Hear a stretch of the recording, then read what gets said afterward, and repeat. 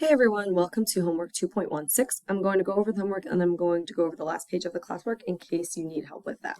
All right, so tickets to a family concert cost $10 for adults and $3 for children. The concert organizers collected a total of $900 from the ticket sales. In this situation, what is the meaning of each variable in the equation? So here, A is number of adults, right? Because 10 is the cost per adult, and C is the number of children. If 42 adults were at the concert, how many children attended? So to do that, I'm going to plug in 42 for adults, and then I'm going to solve for C. When I do that, I'll get 420 plus 3C equals 900. I'll subtract 420 from both sides. Now, some of you have been having a little difficulty with this when the equation is written differently, so I'm just going to review this. The invisible sign in front of 420 is plus. So to get rid of this, I have to subtract 420 because that makes this 0. So I need to do it on both sides of my equal sign. And so this becomes 3C, that's all that's left, equals 900 minus 420. All right, and so then you'll get 900 minus 420, which is 480. So 3C equals 480. And then that means that C equals 160 because we divide both sides then by 3. So children then would be 160 children. Now, if we then know how many children are at the concert instead, we have 10A plus 3 times 140 equals 900. Well, 140 times 3 is 420. So we have 10A plus 420 equals 900. If I subtract 420 from both sides, I will get 10A equals 480. Divide both sides by 10, and then you would get A equals 48 adults. It says write an equation to represent C as a function of A. Explain what this function tells us about the situation. So as a function of A means A is the input, which means that I'm solving for C. So if I have 10A plus 3C equals 900, and I want to solve for A, I'm going to start by subtracting 3C.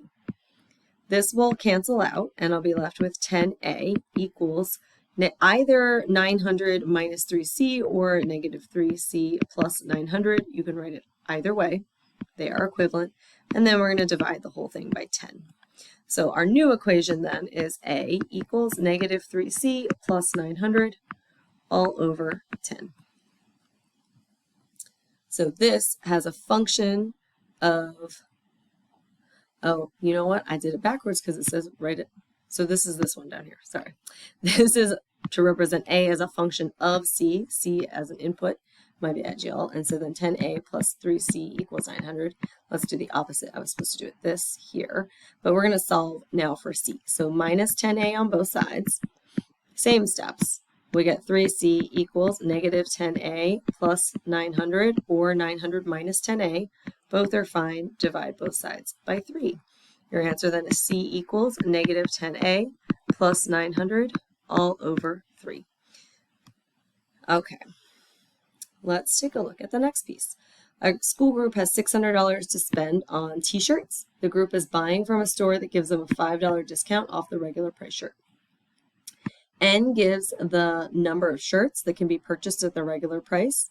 P equals 600 divided by N plus 5 gives the regular price P of the shirts when N number of shirts are bought.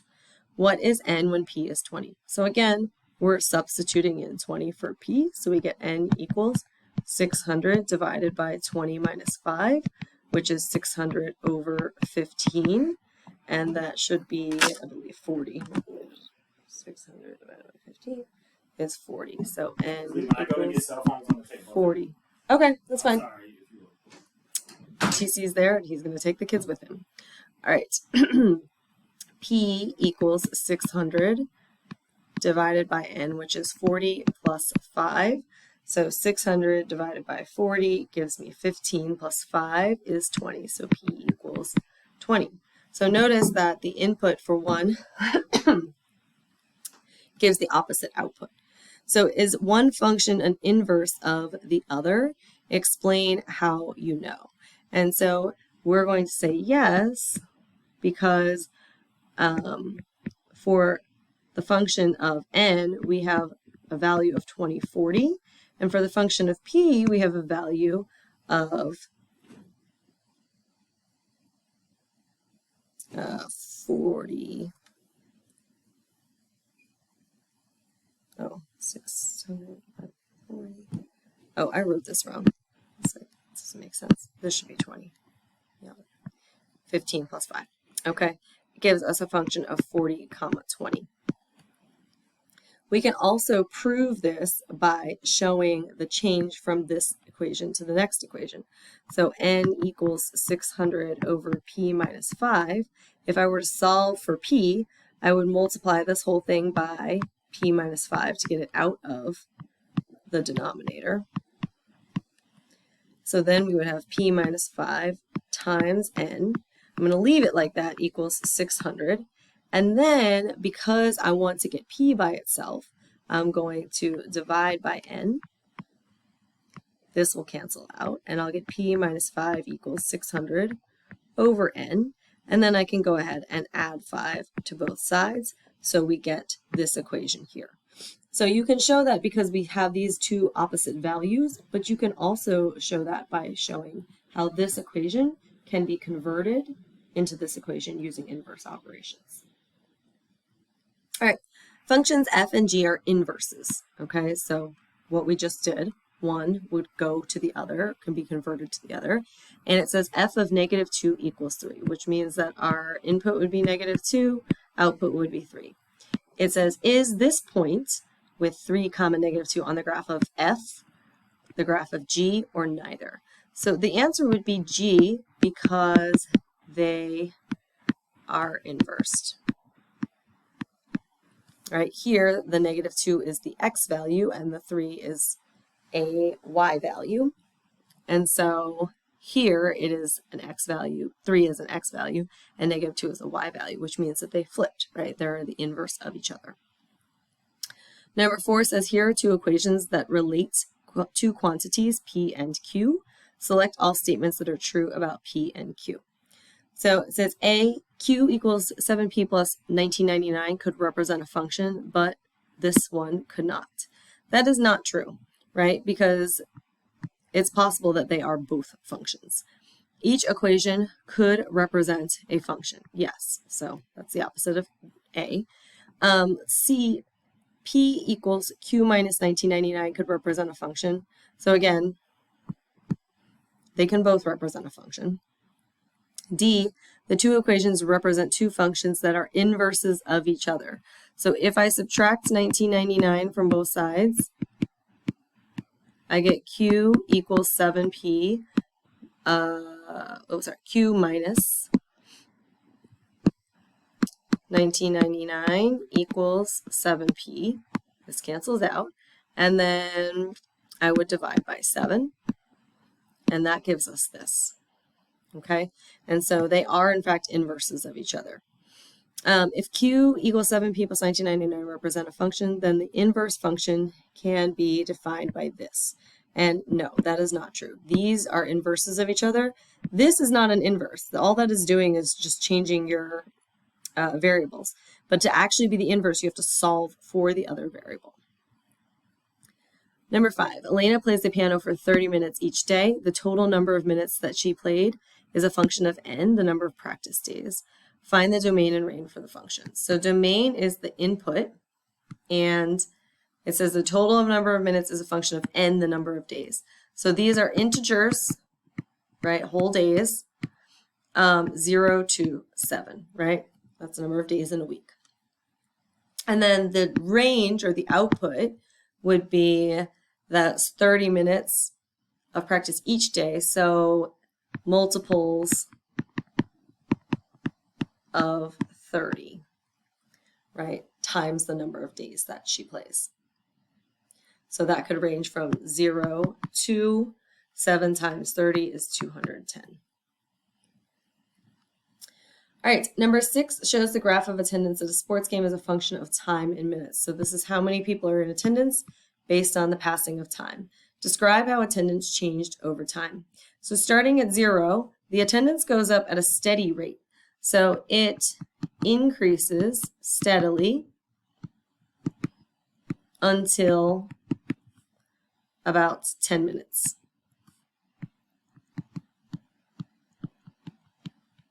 And then at 10 minutes, the increase is less rapid, right? So less people are coming in over this period of time until it looks like 15 minutes. And then after that part, the attendance stays at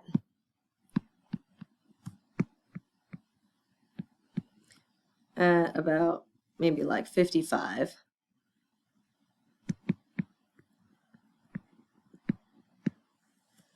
Until, right, so they're all watching this game until about 45 minutes. And then people leave.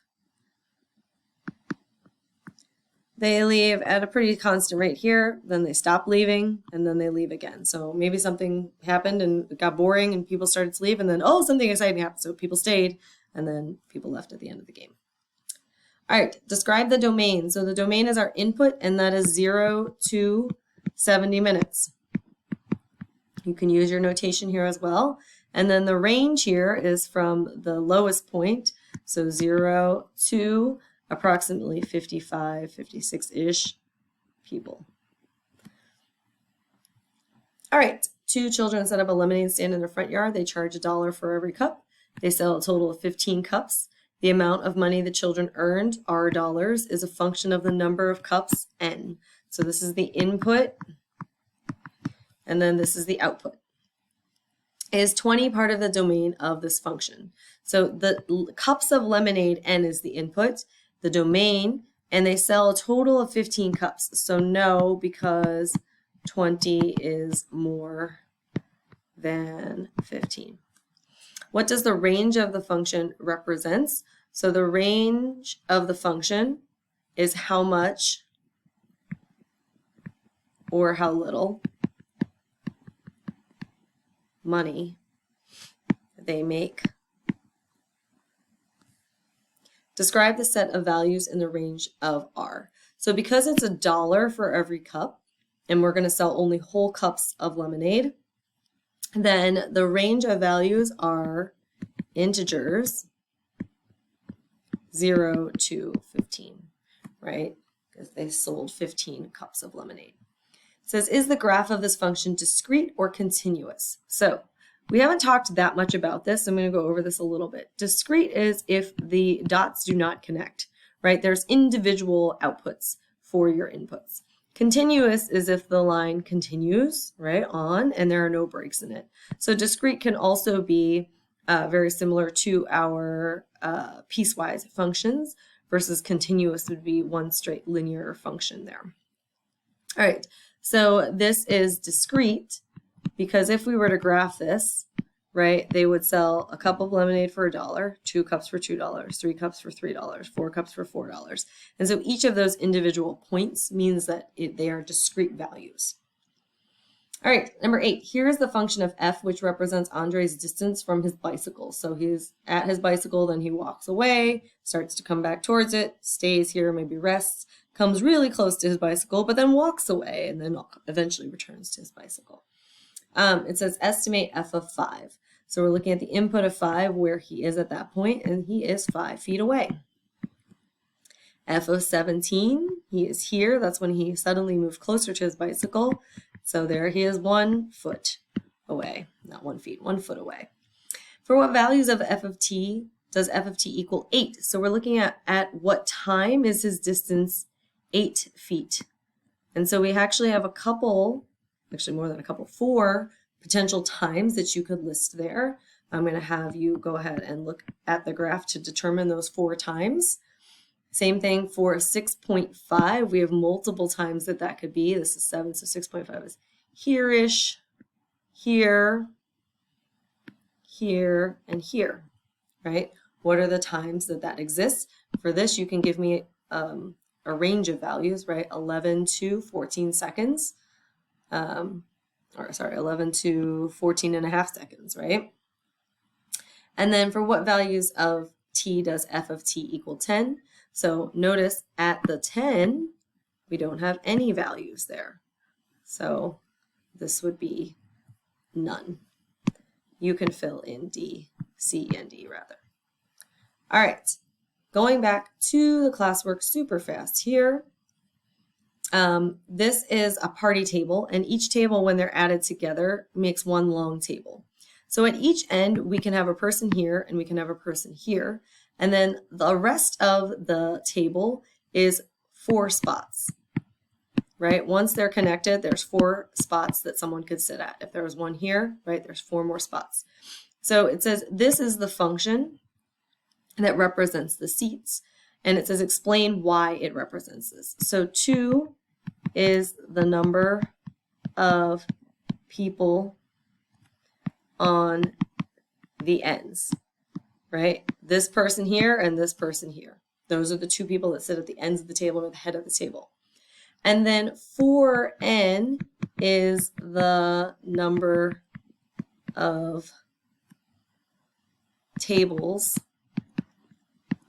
times 4 seats available when they're connected, right? Because these sides represent the sides that people can sit at.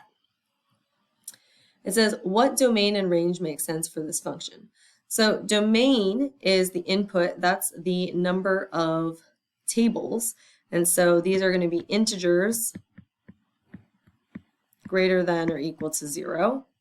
And then the range or the output would also be greater than or equal to 0, but using this, then it would mean that they are 2 plus the multiples of 4. Right? If we put one table in there, then we will have 6 seats, right? And that's 2 plus 4. If we had 2 tables in there, we would have 8 plus 2 is 10, right? And so that's a multiple, 8 of 4 plus 2, which equals 10. Write an equation to represent the inverse of the given function. So we have the function. Writing the inverse means I'm solving for n instead of for s. So I'm going to start by eliminating this. Remember that we're doing inverse order of operations. So we're starting with that addition and subtracting there. We get s minus 2. We cannot combine these because we have a letter and a number. This cancels out and we get 4n. And then I'm going to divide both sides by 4. So you'll end up with n equals s minus 2 over 4. How many tables are needed if the following number of people are attending the party? Be prepared to explain your reasoning.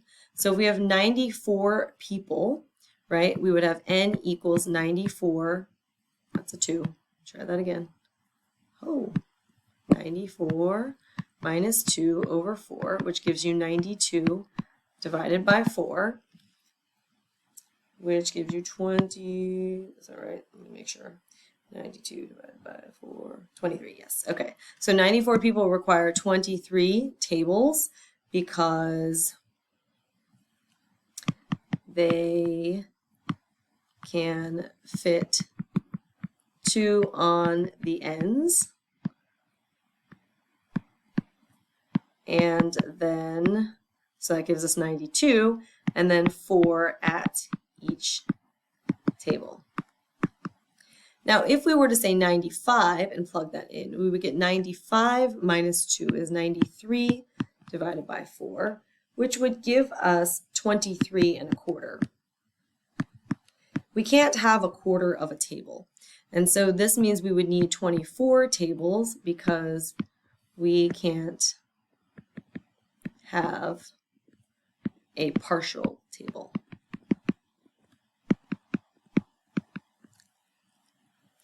All right, the last question says, what domain makes sense for the inverse function? Is it the same set of values as the range of the original function? So the inverse function that we came up with is n equals s minus 2 over 4. where S is the number of seats. So this is not going to be the same domain here because the number of seats is not going to be based on the number of seats per table as it was in the range here. So here in this range, right, we said it has to be the multiples of 4 plus 2.